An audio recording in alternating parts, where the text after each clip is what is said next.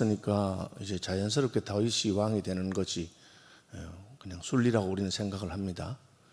그런데 이게 이제 시간이 많이 걸리는 것을 우리가 알 수가 있습니다. 첫째, 다윗은 자기가 힘으로, 자기 군대가 있잖아요. 힘으로 그 정권을 차지하는 쿠데타와 같은 그런 방법을 사용하지 않는 것을 알 수가 있습니다. 왜?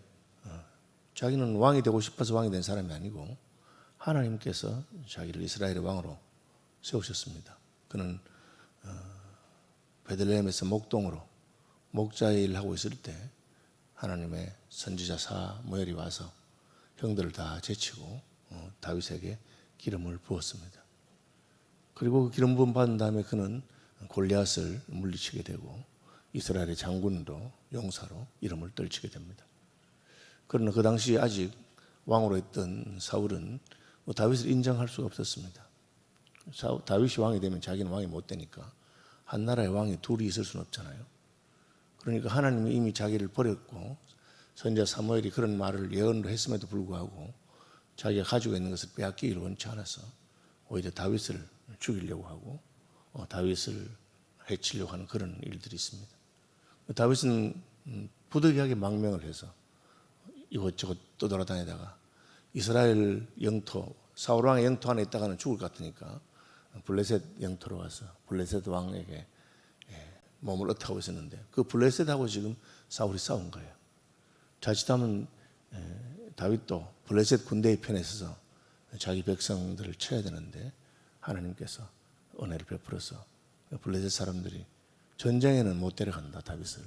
저놈이 사울보다 더 인기 있는 놈인데 전쟁 중에 뒤에서 우리 뒤통수를 치면은 우리가 복병을 데리고 가는 것 같다. 그래서 다윗이 전쟁에서 빠져나올 수 있었습니다.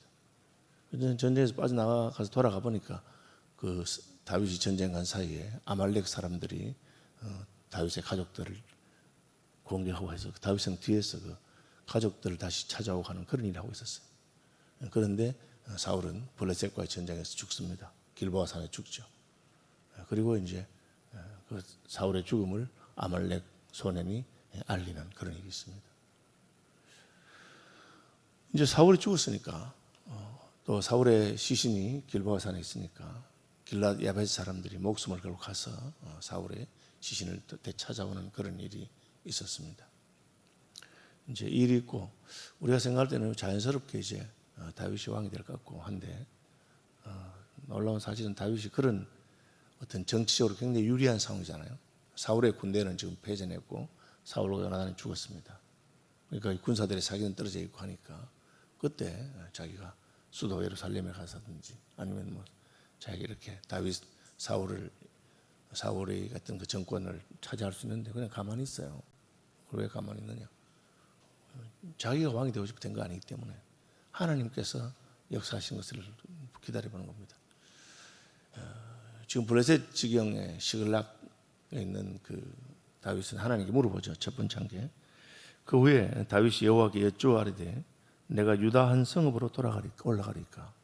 자기 유다 지파잖아요. 유다 자기 지파의 고향에서 못 있은 겁니다.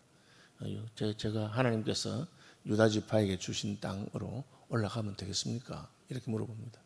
이때 이미 다윗에게는 군사가 600명 정도 있었고 또 그 군사에 딸린 가족들도 있고 또 양떼와 소떼도 많으니까 이게 작은 것은 아닙니다.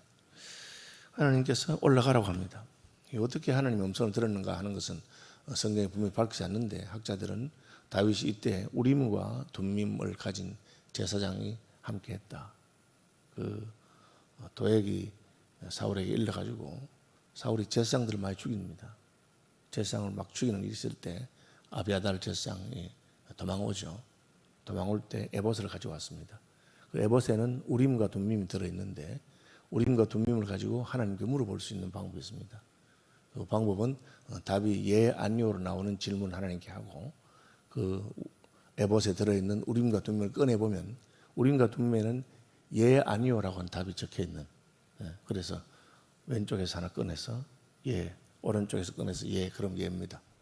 왼쪽에서 아니오, 오른쪽에서 아니오, 아니오입니다. 한쪽은 예고 한쪽은 아니오면 하나님 대답하지 않는다 그렇게 봅니다. 이제 확률적으로 보면 절반은 대답하고 4분의 1은 예고 4분의 1은 아니요 돼 있는데 어쨌든 그 에봇을 통해서 하나님께 물어봅니다. 물어보면 올라가라 하십니다. 어느 성읍으로 올라갈까? 헤브론으로 올라갈까요? 이제 베들레헴으로 가자는 것은 베들레헴 작은 도시고 시골이라서 다윗과 그를 따르는 사람들을 다 수용하기 힘들었을 것이다. 그렇게 학자들은 말하고 어쨌든 유다 지파의 성읍 가운데 제법 큰 성읍인 헤브론으로 올라가게 됩니다. 다윗은 이제 하나님께 물어보고 올라간 것입니다. 다윗이 올라갔다는 소식을 듣고 이제 제일 먼저 유다 지파가 반응하게 됩니다. 유다 지파는 하나님께 자기 지파에서 홀이 떠나지 않을 것이다. 왕이 날 것이라고 하는 그 예언을 받은 지파이기도 하고 이미 하나님께서 사무엘을 통해서 다윗을 기름 부어 세웠다는 것을 알고 있습니다. 그런데 적극적이지 않았죠. 사실은 사울왕 시대에 유다 지파가 들고 일어나서 우리에게 하나님 세운 왕이 있으니까 사울은 물러가라 뭐 그렇게는 못하고 있었어요. 그러다가 사울이 죽고 요나단이 죽고 그러니까 이제 다윗에게 찾아와서 하나님이 당신을 왕으로 세웠는데 우리도 당신을 왕으로 세우겠다 하고는 기름을 붓습니다. 그러니까 다윗이 이미 기름 부음 받았는데 왜 또 유다 장로들이 기름 붓느냐. 그 뒤에 또 한 번 더 이스라엘 온 지파가 다윗을 왕으로 세우는 일이 있습니다. 그러니까 다윗은 소년 시절에 하나님께서 그에게 기름을 붓습니다. 그리고 사울이 죽은 다음에 유다 지파만 와서 장로들이 또 다윗에게 기름을 붓고 그리고 나중에는 그로부터 7년 반이 지나서 사울의 아들 이스보셋을 왕으로 세운 아브넬 장군이 있습니다. 그 장군은 사울이 죽었는데 하나님께서 그 다음 사람을 세우지 않았는데도 불구하고 아들이니까 이 왕위는 세습해야 된다. 그래서 이스보셋을 세우는데 이스보셋은 전쟁에 따라가지 않았어요. 요나단은 전쟁에 따라가서. 그래서 학자들이 볼 때 이스보셋은 장군으로서의 어떤 그런 용맹이 있는 사람이 아니고 사울의 아들이는 아들이지만 그냥 허수아비 같은 존재로 생각합니다. 그래서 이스보셋을 왕으로 세우는 아브넬 장군이죠. 그러니까 일종의 고려 시대에 우리가 무신 통치라고 해서 왕은 세우지만 실제로는 그 장군들이 모든 걸 다 하는 것처럼 그런 통치를 하게 됩니다. 이스보셋은 잘 안 거죠. 자기가 직접 왕이 될 수는 없고 하나님 나라니까 사울이 왕이었으니까 사울의 아들을 왕으로 세우는 것은 약간 명분이 있는 아버지가 왕이었으니까 아들이 왕이 되는 게 안 좋겠느냐 그런 식으로 이제 왕을 세웁니다. 그게 그 일종의 정치적인 건데 다윗이 그걸 몰랐겠습니까? 다윗이 다 알고 있습니다. 다윗은 놀라운 점이 그런 것을 알고 있음에도 불구하고 또 자기 손에 군대가 있습니다. 그리고 사울왕이 패전했으니까 찬스인데 그 사울을 따르던 아브넬이라든지 그런 사람들 다시 한번 자기 군사를 모으고 힘을 모아서 자기들의 세력을 세울 그런 기회를 주는 거예요. 그냥 가만히 둡니다. 왜? 하나님께서 하실 것이기 때문에 뭐 조급하지 않다는 것이죠. 어쨌든 다윗은 이 사울의 죽음 이후에 유다 지파의 장로들에 의해서 헤브론에서 왕으로 7년 6개월 동안 왕이 되는 것을 보게 됩니다. 그 뒤에 다시 다윗이 33년 동안 전체 온 이스라엘의 유다와 이스라엘의 왕이 되는 것을 알 수가 있습니다. 우리는 여기서 이제 다윗이 하나님의 뜻에 따라서 나가는 것이 자기가 이렇게 서두르지 않는 것을 보게 됩니다. 다윗이 3번 기름 부음 장면은 어떤 것을 우리에게 보여주냐면은 개인적으로 하나님 앞에 기름 부음 받는 장면이 있습니다. 그것을 우리는 퍼스널 콜링이라고 합니다. 하나님께서 나를 부르시는 거죠. 오늘날도 마찬가지입니다. 오늘날 하나님께서 나를 목사로 부를 수도 있고 장로로 부를 수도 있고 무슨 선교사로 부를 수 있습니다. 하나님께서 내 마음에 성령을 부어주시면서 목사가 되고 싶은 강력한 소원을 주신다. 혹은 내가 선교사가 되어야 되겠다는 강력한 소원을 주신다. 내가 참 장로로 교회를 봉사해야 되는 그런 소원을 줄 수 있습니다. 그래서 우리는 개인적인 부르심이라고 합니다. 그 개인적인 부르심은 하나님과 자기 사이의 믿음의 비밀입니다. 그런데 어떤 분들은 그것을 가지고 난 하나님께 목사로 부름받았으니까 너희들이 나를 목사로 대접해야 된다. 그런 식으로 말하는 분이 있습니다. 굉장히 무례한 사람들입니다.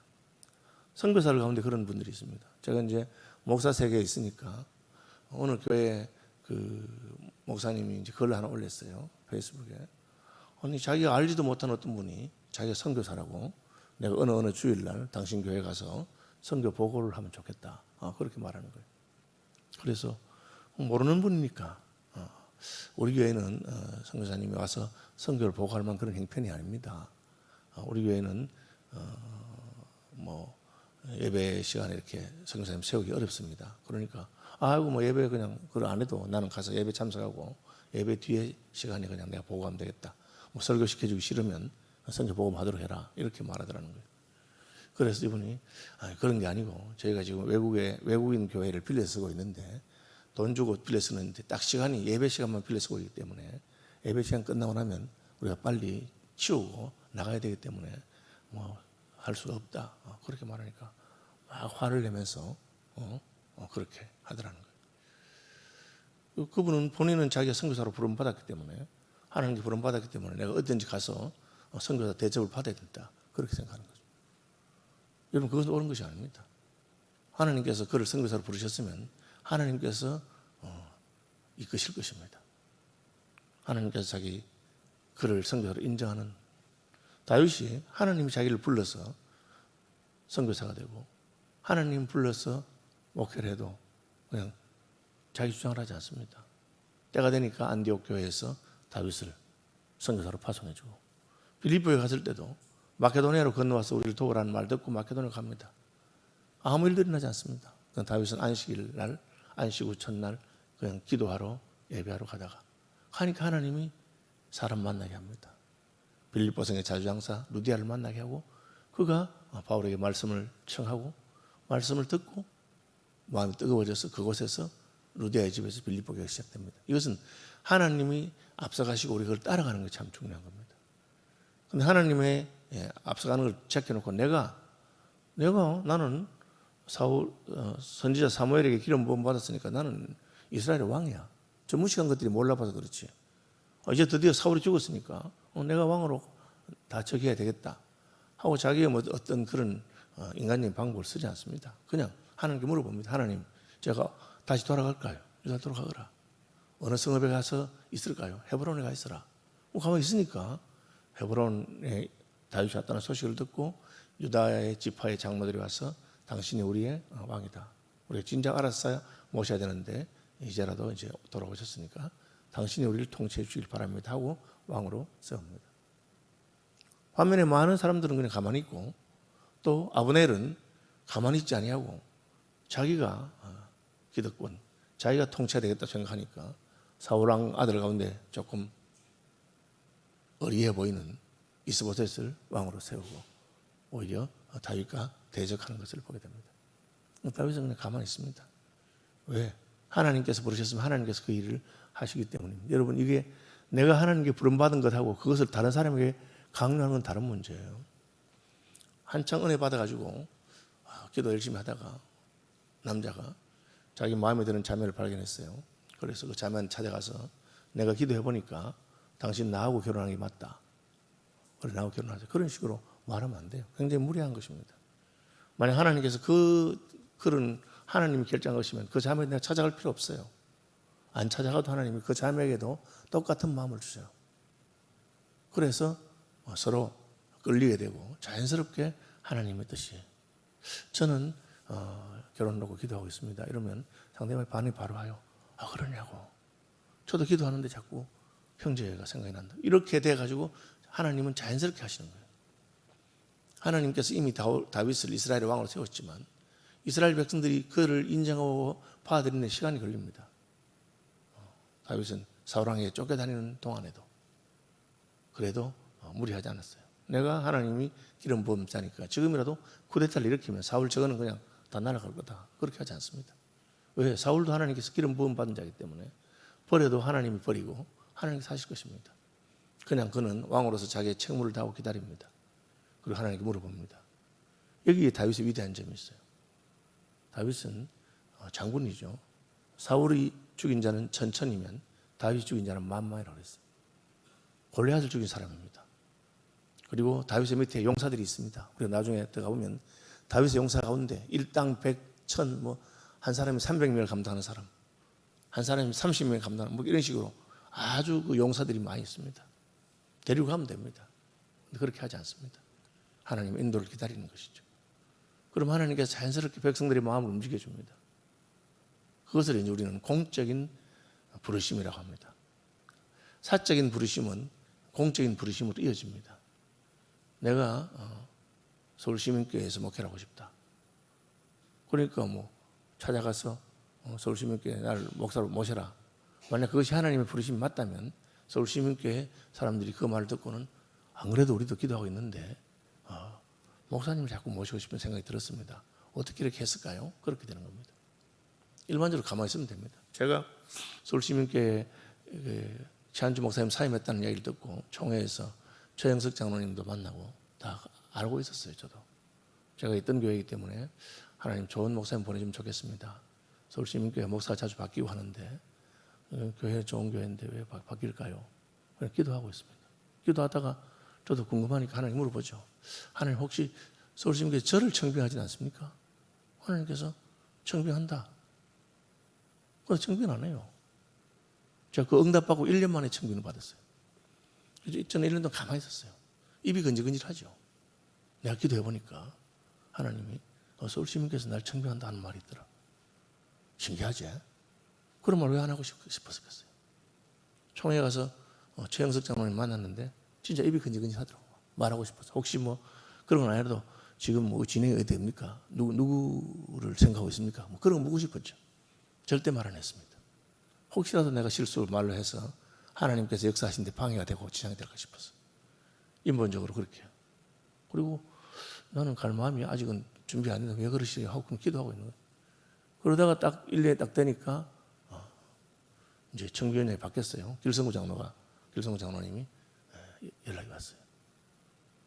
그래서 가만히 있었어요. 왜 하나님께서 부른다고 했는데 갈까요? 물으니까 가만히 있으라. 가만히 있어요. 그래서 제가 뭐 속으로는 알고 있었어도 부른다더니 부르는구나. 그래도 가만히 있었습니다. 그럼 그 시간 동안에 하나님께서는 여러 가지 해결할 것이 있어요. 그걸 하시는 겁니다. 답답하죠, 다윗은. 아니, 하나님 날 기름 부어가지고 골리앗도 물리치고 이렇게 왔는데 이제 사울 죽었잖아요. 요나단도 죽고 이제 뭐 자기 차례라고 생각되는데 그냥 백성들은 몰라주는 거예요. 그래도 그냥 헤브론에 있습니다. 이제 일부가 유다 지파가 먼저 다윗을 왕으로 세웁니다. 그 다음에 이제 오늘 본문에서 다윗이 하는 것은 뭡니까? 길랏 야베스 사람들에게 전령을 보냅니다. 길랏 야베스 사람들이 사울왕의 시신을 수습해서 장례를 치루어 주었습니다. 왜?